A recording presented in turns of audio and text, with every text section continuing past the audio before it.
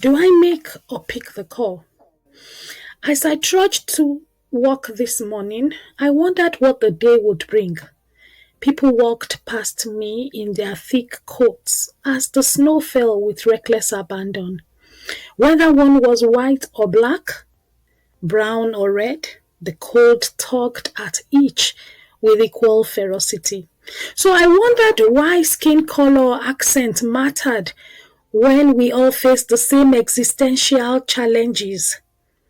Top of the morning to you, a middle-aged white woman waved at me as she passed, momentarily jolting me out of my reverie.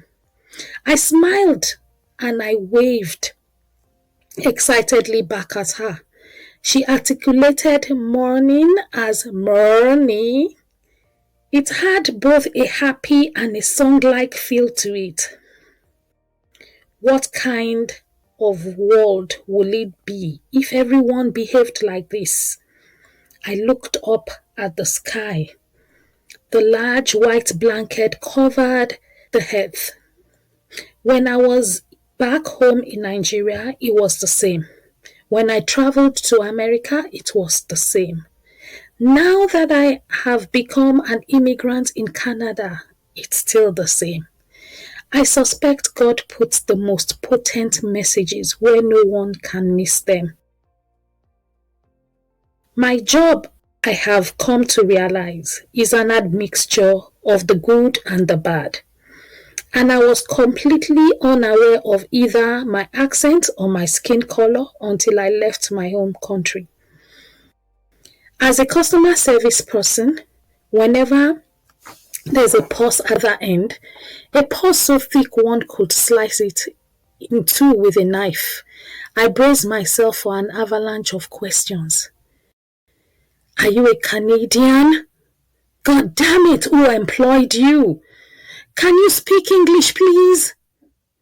Would you please transfer me to a Canadian? These questions come on the heels of one another, leaving me little time to respond. Sometimes the questions are accompanied by a piece of advice. You really need to learn how to speak English. Every time this begins my day, I become apprehensive about either making or taking the next call. As a customer service person, my job is to solve problems, and few things give me greater satisfaction than this.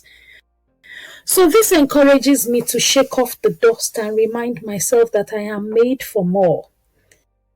I remind myself that I am Olayinka, and like the phoenix, I am able to rise again and again from the ashes of racism and hate.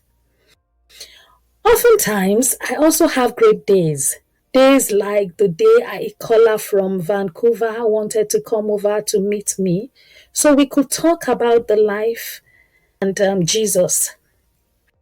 Days like the day a caller was keen on teaching me how to relish Indian cuisine. Days like the day a woman from Manitoulin Island wanted to meet my family.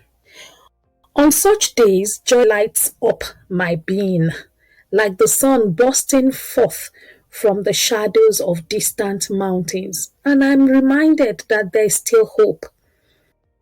I am reminded that kindness is greater than the skin color accent. I am reminded that everyone, in fact, has an accent. I am reminded that if we do not allow hate blind us to reason, kindness is the only true accent, and everyone has it. Thank you, Olayinka Esan.